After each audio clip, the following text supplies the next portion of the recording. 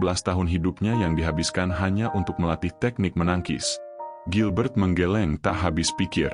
14 tahun latihan, dan hasilnya cuma kemampuan menangkis yang sedikit lebih kuat. Ia lalu menjelaskan, sistem peringkat petualang dimulai dari S, yang paling hebat, sampai E, yang paling rendah. Dan bahkan untuk bisa masuk peringkat E, seseorang butuh setidaknya satu skill yang berguna. Sayangnya, Nur tak punya itu. Harapan Nur yang tadi sempat menyala langsung padam lagi. Mungkin memang waktunya dia berhenti bermimpi. Tapi Gilbert melanjutkan, masih ada satu peringkat lagi, yang tidak banyak orang tahu. Mata Nur kembali bersinar. Peringkat F? Tanyanya penuh harap. Gilbert mengangguk pelan. Tapi ada syaratnya. Kau hanya boleh mengambil pekerjaan di dalam kota. Pekerjaan ringan. Tidak boleh keluar, tidak boleh berburu. Dia bahkan menambahkan, biasanya peringkat ini cuma diberikan ke pengemis, supaya bisa hidup. Tapi tanpa ragu, Nur menjawab, aku mau. Gilbert tertegun. Jarang sekali ada orang yang menerimanya dengan semangat seperti itu. Akhirnya ia tersenyum kecil, mengambil formulir, dan berkata, selamat datang di Guild Petualang, Nur. Petualang peringkat F. Dengan kartu itu terselip di sakunya, Nur merasa bahagia luar biasa. Rasanya seperti menang lotre, meski ia tahu peringkatnya paling rendah. Hari-hari berikutnya, Nur mulai menjalani berbagai pekerjaan serabutan di seantero kota.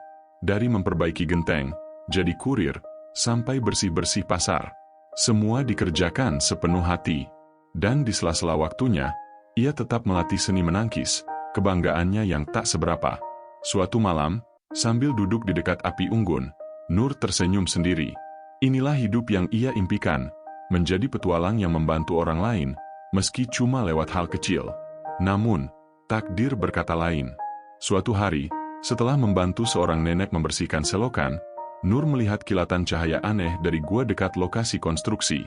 Tak lama, terdengar jeritan minta tolong. Tanpa pikir panjang, Nur langsung berlari ke sana. Di dalam gua, pemandangan mengerikan menantinya. Seekor minotaur raksasa hampir membunuh seorang gadis muda. Para kesatria yang mengawalnya sudah terkapar tak bernyawa. Dengan satu ayunan kapak besar, monster itu menebas sang kapten, lalu mengamuk membantai semua yang tersisa. Gadis itu membeku ketakutan. Saat minotaur mengangkat kapaknya lagi, Nur melempar batu, satu-satunya serangan yang ia punya. Kerikil kecil itu mengenai kepala monster. Tidak menyakitkan, tapi cukup untuk membuatnya marah.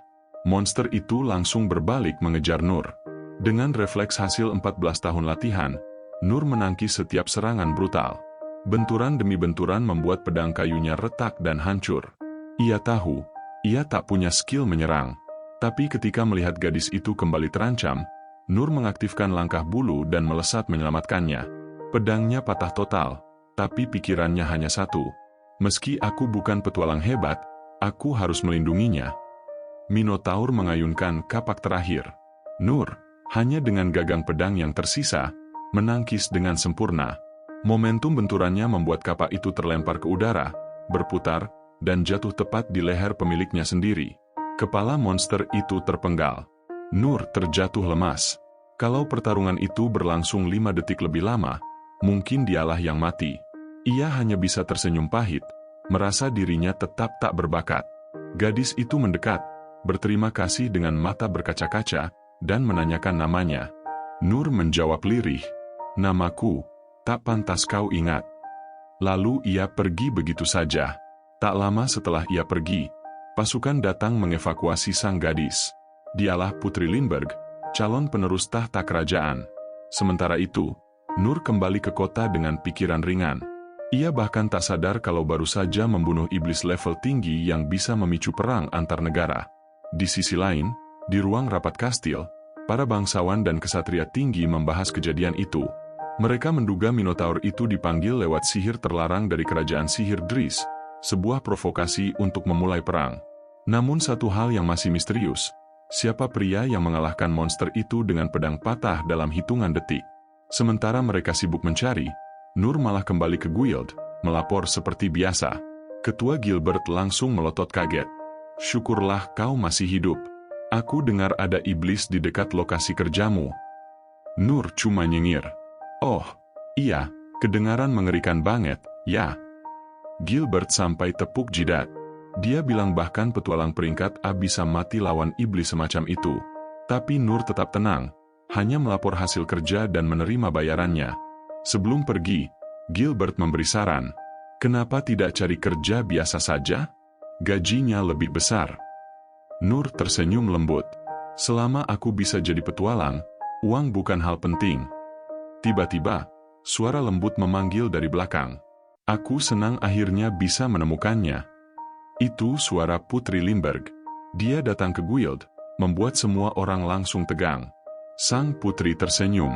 Maaf kalau aku melanggar privasimu, tapi aku ingin mengucapkan terima kasih secara langsung. Gilbert langsung panik. Dia membisik. Nur, apa yang sudah kau lakukan sampai putri kerajaan datang mencarimu? Nur hanya menjawab polos. Tenang aja, aku gak ngelakuin hal ilegal kok. Mau tak mau Gilbert membiarkannya pergi. Di luar, sang putri menggunakan sihir penyamaran agar tak dikenali. Mereka berjalan ke tempat sepi, dan di sana, Putri Lindbergh menatap Nur dengan mata penuh haru. Kau tak hanya menyelamatkan hidupku, katanya, tapi juga mungkin seluruh negeri ini. Nur terdiam. Untuk pertama kalinya, seseorang membuatnya sadar bahwa bahkan skill yang dianggap sampah sekalipun bisa menyelamatkan dunia. Dia bilang, enggak panteslah buat nerimanya. Menurutnya, dia cuma ngalahin seekor sapi biasa. Bahkan dia yakin kalau Lini bisa ngatasin sapi itu sendirian kalau aja dia nggak muncul. Entah gimana logikanya, Nur bisa nyimpulin hal kayak gitu, padahal dia lihat sendiri sapi itu ngebantai sekelompok kesatria kerajaan yang jelas-jelas hebat. Lain coba bikin Nur ngerti kalau dia pasti udah mati kalau Nur nggak datang. Tapi Nur cuma ngejawab santai, aku nggak ngerasa banyak kebantu. Tapi makasih kembali ya. Lain kemudian mulai ngomongin soal hadiah. Bilang kalau ayahnya juga pengen ketemu dan ngucapin terima kasih. Nur langsung motong cepat. Bilang kalau ucapan terima kasih aja udah lebih dari cukup dan dia nggak butuh apa-apa lagi. Lain terus maksa, tapi Nur tetap kekeh nggak mau ada hadiah. Sang putri mulai putus asa, sampai akhirnya dia nawarin bakal ngasih Nur wilayah kekuasaannya sendiri. Tapi Nur tetap bilang nggak mau. Ngelihat usahanya sia-sia, Lain mulai nangis. Sambil sesenggukan, dia bilang kalau Nur harus nerima rasa terima kasihnya dan dia nggak bakal pergi dari situ sampai Nur setuju nerima sesuatu. Nur langsung diam. Adegan itu ngingetin dia pas dulu dia ngambek persis kayak gitu buat maksa seorang klerik ngelatih dia. Karena nggak mau bikin sang putri berdiri di situ berjam-jam, dia akhirnya nyerah. Dia bilang, "Oke, aku mau ketemu ayahmu, tapi aku tetap nggak mau hadiah yang mewah." Muka Lain langsung cerah lagi. "Terima kasih," katanya semangat. Nur pun dibawa menuju rumah Lain. Pas mereka masuk, Lain nanya namanya, yang dijawab Nur dengan senang hati. Tapi Nur masih belum sadar siapa Lain sebenarnya, sampai akhirnya sang putri ngenalin diri. Namanya Lain Berklach, tapi cukup panggil Lain aja. Begitu Nur ngelihat interior bangunan itu, otaknya yang polos langsung ngeklik. Ini bukan rumah, ini istana. Anjir, sekarang dia paham kenapa tadi Gilbert panik setengah mati. Pas mereka jalan di koridor megah, mereka ketemu sama Inelia, kesatria pelindung sang putri. Lain nyapa Inelia dengan riang dan nanya di mana ayahnya. Inelia jawab kalau sang raja lagi rapat sama Tuan Rin, sebelum matanya ngelirik tajam ke arah Nur dan nanya siapa cowok ini. Lain ngejelasin kalau Nur adalah orang yang udah nyelamatin hidupnya. Inelia cuma ngangguk singkat, terus bilang bakal ngantar mereka. Nur, yang seumur hidupnya nggak pernah dengar soal kesatria kerajaan, cuma mikir dalam hati, kesatria buatan sendiri? Mungkin dia salah satu dari orang-orang yang suka pakai baju zirah karena alasan aneh, pikirnya. Dia juga bisa ngerasain kalau Inelia nggak suka sama dia, meskipun nggak tahu kenapa. Pas mereka jalan nyusurin koridor istana yang kinclong, seorang kesatria bertombak yang lagi nyantai tiba-tiba berdiri dan ngalangin jalan. Dengan tatapan curiga, dia nanya ke Inelia ngapain bawa-bawa pria ngawur gini. Inelia dengan tenang nyuruh kesatria bernama Gildan itu buat nurunin tombaknya. Dia ngejelasin kalau Nur adalah tamu putri Lain, jadi nggak sopan nudongin senjata ke dia. Sadar kalau Nur ini pasti pria misterius yang nyelamatin sang putri, Gildan nurunin senjatanya, meskipun mukanya masih asem. Inelia kemudian